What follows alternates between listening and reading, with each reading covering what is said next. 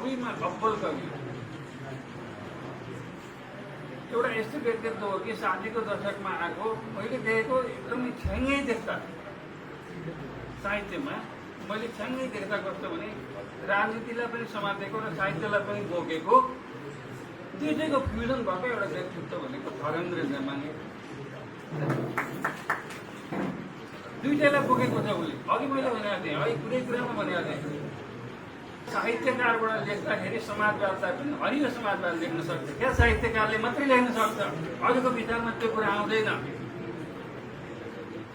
रातो मात्रै आउँछ, क्रान्तिको भाषा मात्रै आउँछ, तर हरियो आएको थिएन नि त अहिलेसम्म। धर्मेन्द्रले लेखे त धर्मेन्द्र कवि हो र विचारक पनि हो, चिन्तक पनि हो। यो उमेरमै नेपाल सबै घुमिसकेको छ, सबै जात जाति भाषा भाषी पूर्व पश्चिम उत्तर दक्षिण मधेस पहाड सबै छुटेको छ, सबैसँग हित परिचित छ, सबैको आत्मीयता कमाइसकेको छ।